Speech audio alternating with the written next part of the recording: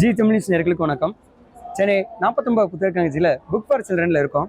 இந்த book for children அரங்கில் நம்ம சிறப்பு மிகுந்த முக்கியத்துவம் வாய்ந்த ஒரு 3 நூல்களை பற்றி பார்க்க இருக்கோம். குறிப்பாக நம்ம எழுத்தாளர் வில்லியனோட தொடர்ந்து உரையாடிக்கு இருக்கோம். அந்த உரையாடலின் அடிப்படையில் ஒரு வினாக்கள் முன் வச்சோம். அதாவது பார்வை இல்லாத குழந்தைகளுக்கு, சிறார்களுக்கு வாசிக்க வேண்டிய கதை புத்தகம் வெளியில் வந்திருக்கான்னு நம்ம ஒரு வினாக்கள் வச்சோம். அப்போ அந்த வினா வச்சப்போ அவர் கேட்டிருந்தாரு, இல்லை மிக குறைவாக இருக்குது, குறிப்பாக அது கவனம் பெறலை அப்படின்னு சொன்னாங்க.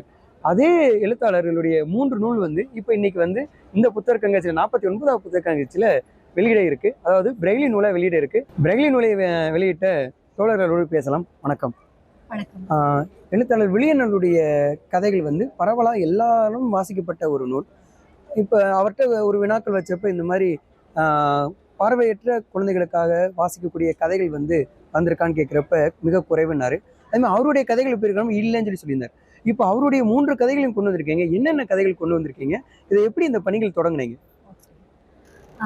நீங்களே இதுக்கான லீட் கொடுத்தீங்க. அதே போலதான் ஒரு உரையாடல் போது வில்லியன் அவர்கள் எனக்கு ஒரு கட்டுரை தலைப்பு கொடுத்தாரு. பார்வையற்ற குழந்தைகள் கதைகள் வாசிக்க கூடாதா அப்படின்னு. நான் ஒரு சிறப்பு கல்வியியல் நிபுணர். அப்போ நான் அந்த ஒரு கட்டுரை தலைப்பு எனக்கு ரொம்ப இன்ஸ்பைரிங்கா இருந்தது. இதற்கு பிறகு அம்கால ஒரு கதை எழுதியிருந்தாரு, நிறமற்ற வண்ணங்கள்ங்கிற கதை. அந்த நிறமற்ற வண்ணங்கள்ங்கிற கதை இதே போல ஒரு புத்தக கண்காட்சிக்கு, சென்னை புத்தக கண்காட்சிக்கு ஒரு பார்வையற்ற குழந்தை அங்க எதுவுமே கிடைக்கல, தனக்கான பிரெயில் புத்தகம் கிடைக்கலங்கிற ஒரு விஷயத்த பதிவு செஞ்சிருப்பாரு அந்த கதையில. இந்த மாதிரி பல விஷயங்கள் நமக்கு தூண்டுதலா அமைஞ்சது. நான் சிறப்பு கல்வியியல் நிபுணர். அதே போல பார்வையற்ற குழந்தைகளுக்கான இதுல நான் ஸ்பெஷலைசேஷன் பண்ணியிருக்கேன், பிஹெச்டி. அதனால சரி நாம இதை ஒரு இனிஷியேட்டிவா எடுக்கலாம் அப்படின்னு விழி ஒளி அப்படிங்கிற ஒரு சின்ன இனிஷியேட்டிவ் ஆரம்பிச்சு அதன் மூலமா பார்வையற்ற குழந்தைகளுக்கு கதைகளை சொல்லிட்டு வந்துட்டு இருந்தோம்.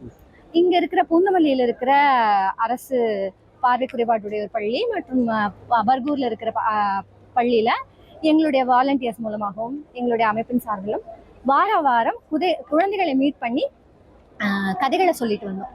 அப்போ அந்த கதைகள் சொல்லும் பொழுது வில்லியனுடைய இன்னொரு புத்தகம், அதாவது பென்சில்களின் அட்டகாசங்கிற கதையை ஒரு குழந்தைகிட்ட சொல்றோம். பிரவீன்கிற ஒரு மாணவர், அவர் 9th ஸ்டாண்டர்ட் படிக்கிறாரு. அவர் அவருக்கு அந்த கதை ரொம்ப பிடிச்சிருச்சு. எனக்கு கதை ரொம்ப பிடிச்சது மேம், ஆனா இந்த கதை நானே வாசிச்சுக்குவேன், எனக்கு பிரெயில் புத்தகம் கொடுத்தீங்கன்னா, நீங்க வர கதை சொல்றீங்க சரி அப்படின்னு கேட்டாரு. அப்போ எனக்கு கண்டிப்பா உனக்கு கொண்டு வரேன்ப்பா அப்படின்னு. நான் அடுத்த வாரம் போனா அவன் என்ன கேட்பான், பிரெயில் புத்தகம் கொண்டு வந்தீங்களா, பிரெயில் புத்தகம் கொண்டு வந்தீங்களா. சரி பிரெயில் புத்தகம் கொண்டு வரலாங்கிறது இந்த தோற்றம் அப்படியே படிப்படியாக வந்தது. இது ஒரு இனிஷியேட்டிவ் மனதுல இருந்தாலும் அதற்கான செயலாக்கங்கள் பல்வேறு விதமான வழியில இருந்து எங்களுக்கு கிடைச்சது. அப்போ அந்த குழந்தை சொன்னதுக்காக நம்ம ஆரம்பிச்சோங்கிற மாதிரியே இருக்கட்டும். அந்த பிரெயில் புத்தகங்களை நாங்க பிரிண்ட் பண்ண கொண்டு போனோம். அப்ப பிரெயில் புத்தகங்களை எப்படி பிரிண்ட் பண்றது அப்படின்னு பார்க்கும் பொழுது நாங்க நேஷனல் இன்ஸ்டிடியூட் ரீஜனல் சென்டர்ல இருக்கிற ப்ரெஸ்லயே நாங்க பிரெயில் புத்தகங்களை பிரிண்ட் பண்ண முடியும், பிரெயில் ப்ரெஸ்ல. ஸோ அதுக்கான வேலைகளை எல்லாம் நாங்க செய்தோம். அதன் மூலமாக இந்த பிரெயில் புத்தகங்களை 3 பிரெயில் புத்தகங்களை கொண்டு வந்திருக்கோம். இப்போ இதனுடைய தேவைகள் அப்படின்னு பார்க்கும்போது இது வரைக்கும் பிரெயில் புத்தகங்களே இல்லையா அப்படின்னா இருக்கு, சில புத்தகங்கள் இருக்கு. அதே போல நூலகங்கள்ல மட்டும் இருக்கு, பள்ளி நூலகங்கள், அதாவது பார்வை குறைபாடுடையவர்களுக்கான பள்ளி நூலகங்கள்ல 1 காப்பி 2 காப்பி இருக்கலாம். அப்புறம் அண்ணா நூற்றாண்டு நூலகம் போன்ற பெரிய நூலகங்கள்ல சில காப்பீஸ் இருக்கலாம். ஆனா ஒவ்வொரு குழந்தை கையிலையும் புத்தகங்கள் இல்லை. இப்ப எப்படி நம்ம சாதாரண குழந்தைகள் கையில அவங்களுக்குன்னு புத்தகங்கள் இருக்கு, அவங்க அதை ரீட் பண்ணிக்கிறாங்க. அப்போ அவங்களுக்குன்னு ஒரு லைப்ரரி வச்சிருக்காங்க. அந்த அனுபவங்கள் ஏன் பார்வையற்ற குழந்தைகளுக்கு கிடைக்கக்கூடாது அப்படிங்கிறது எங்களுடைய ஒரு இதுவா இருந்தது, தாட்டா இருந்தது. அப்போ கதைகள்ங்கிறது பொதுவானது.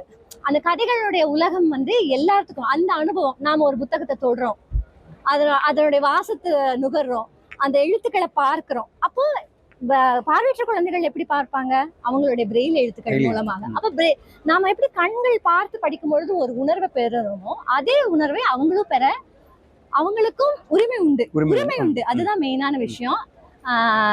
உரிமைக்காக பண்ணது, அவங்களுடைய உரிமையை நம்ம சரியா செய்து கொடுக்கணும் அப்படிங்கிறதுக்காக இப்ப பிரெயில் புத்தகங்கள் 3 பிரெயில் புத்தகங்களை கொண்டு வந்திருக்கோம். அதே மாதிரி பிரவீன் கேட்ட பென்சில்களின் அட்டகாசம் வந்திருக்கு. Very good ma'am. அதுக்கு பிறகு கடல், பிறகு சகி வளர்த்த ஒகி. இப்ப இந்த பிரெயில் புத்தகங்கள்ல பாத்தீங்கன்னா உங்களுக்கு அதே நம்ம பிரிண்டட் புக்ல எப்படி இருக்கோ அதே போலதான் இருக்கும். ஃபர்ஸ்ட் பேஜ்ல அந்த புத்தகத்தினுடைய பெயர், அந்த ஆத்தருடைய நேமு, யார் வெளியிடுறாங்க அந்த டீடைல்ஸ் இருக்கும். இந்த பின்னாடி பேஜ் நெக்ஸ்ட் பேஜ்லயும் இந்த பாரதி புத்தகாலயம் யாருடைய இதெல்லாம் இருக்கோ அதெல்லாம் வந்துடும். தேர்ட் பேஜ்ல நமக்கு உள்ளடக்கம், அதுல பல கதைகள் இருக்குது அப்படின்னா அந்த உள்ளடக்கம் வரும். அதுக்கப்புறம் நமக்கு கதை வந்து தேர்ட் பேஜ்ல இருந்து ஸ்டார்ட் ஆகும். எந்தவித மாற்றம் பண்ணல, என்ன மூலப்பிரதியில என்ன இருக்கோ அதை அப்படியே கொண்டு வந்திருக்கீங்க. ஏன்னா அதே அனுபவம் கொடுக்கணும், எந்த விதத்திலயும் மாற்றங்களை வேறுபாடு கொடுத்துட கூடாது. பேஜ் நம்பர்ஸ் இதெல்லாம் டிஃபர் ஆகும், பட் ஆனா அதே அனுபவத்தை கொடுக்கணும் அப்படிங்கிற ஒரு இதுலதான் நாங்க பண்ணிருக்கோம். இந்த நூல் தயாரிப்புல வந்து இந்த அளவு தான் சைஸ் வருமா, இல்ல இதோட குறைவா வர வாய்ப்பு இருக்கா? இது வந்து பிரெயில் ஷீட், நமக்கு இதுல குறைவா நம்ம எடுக்க முடியாது.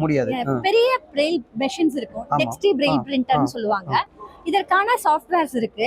அப்போ நம்ம பிரிண்ட் சாஃப்ட் காப்பி கொடுத்தோம் அப்படின்னா சாஃப்ட் காப்பியும் ஓசிஆர்ல இருக்கணும், ஆக்சசிபிளா இருக்கணும். ஆக்சசிபிளா இருந்துச்சுன்னா அதை நம்ம பிரெயில்ல கன்வெர்ட் பண்ணிடலாம். கன்வெர்ட் பண்ணிட்டு தென் நாங்க இது ஒரு பெரிய ப்ராசஸ் தான், லாங் ப்ராசஸ் தான். Suppose most of the text வந்து ஆக்சசிபிளா இருக்காது.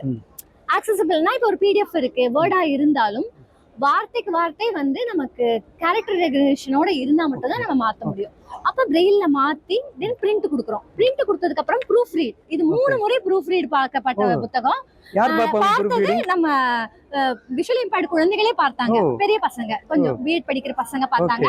நான் ஒரு முறை பார்த்தேன், அவங்க 2 முறை பார்த்தாங்க. அந்த மாதிரி ப்ரூஃப் ரீட் 3 முறை செய்யப்பட்டு இப்ப வந்திருக்கு. இதோட விலை என்ன மேடம்?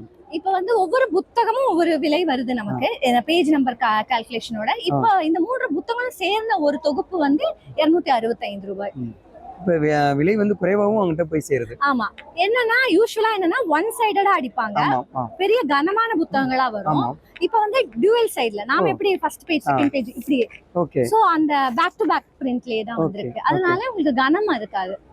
இப்ப விரல் விட்டு எண்ணக்கூடிய பிரெயில் புத்தகம் இருந்துச்சு, ஆனா இப்ப இது மூலமா பாக்குறப்ப இன்னும் வரத்து அதிகமாகும், இது ஒரு சந்தைப்படுத்தலே மாறக்கூடிய வாய்ப்பு இருக்கு. ஆமா, பெரிய சந்தைப்படுத்தல். சந்தைப்படுத்தலை விட என்னன்னா விஷுவல் இம்பேர்ட் குழந்தைகளுக்கு நாம வந்து இலவசமா தான் கொடுக்கணும். நாம அவர்களுக்கு அதுக்கான சப்போர்ட்ட பண்ணணும். நாம வாங்கி அவர்களுக்கு இலவசமா கொடுக்கணும். அதுதான் இது பிரெயில் புத்தகமா இப்ப வந்திருக்கு. எங்களுடைய அடுத்த ஐடியா என்ன அப்படின்னா, இதே பிரெயில் புத்தகத்துல இந்த ஓவியம் இருக்கு, இந்த ஓவியத்தை வந்து டாக்டைலா மாத்தணும், தொடு உணர் ஓவியங்களா மாத்தணும். இப்ப இதுல இருக்கிறது எல்லாமே அவங்களுக்கு புரியாது, பார்க்க போறது கிடையாது. எழுத்துக்களே நம்ம மாத்திட்டோம், எழுத்துக்களே பிரெயில்ல மாத்திட்டோம். ஓவியங்களுக்கு டாக்டைல் டயக்ராம்ஸ் இருக்கு. பிறகு வந்து பார்வை குறைபாடு வந்து முழுக்க பார்வை இல்லாதவர்களுக்கு பிரெயில் புத்தகம், கொஞ்சம் குறைபார்வை உடையவர்களுக்கு லார்ஜ் பிரிண்ட் புக்னு சொல்லுவாங்க, பெரிய எழுத்துருக்களை கொண்ட புத்தகங்கள், அது நெக்ஸ்ட் கொண்டு வர ஐடியாஸ் இருக்கு. அது போக டிஜிட்டல் புத்தகங்களையும் ஆக்சசிபிள் ஃபார்மேட்ஸ்ல இ புக்ஸையுமே நம்ம நினைக்கிறோம் இ புக்ஸ் எல்லாருமே வாசிக்க முடியும், அவங்களுடைய திரை வாசிப்பான்களால வாசிக்க முடியும்னு நினைக்கிறோம். அப்படி இல்லை, ஆக்சசிபிள் ஃபார்மேட்ல இருந்தா மட்டும்தான், கிரியேட் பண்ணியிருந்தா மட்டும்தான் அப்படி வாசிக்க முடியும். ஸோ அதுவும் கொண்டு வர ஐடியா இருக்கு. இது எந்த அமைப்பு மூலமா கொண்டு வரீங்க? இப்போ விழியொலின்னு ஒரு சின்ன இனிஷியேட்டிவ் பண்ணியிருக்கோம், அந்த அமைப்பின் மூலமா நாங்க பண்றோம். ஓகே, மிக மகிழ்ச்சி மேடம். உங்களுடைய முன்னெடுப்பு வந்து சமூகத்தில் இப்போ ஒரு புரட்சி செய்யும் அப்படின்ற மாதிரியான முன்னெடுப்பாக தான் இருக்கு. வாழ்த்துக்கள் மேடம். நன்றி.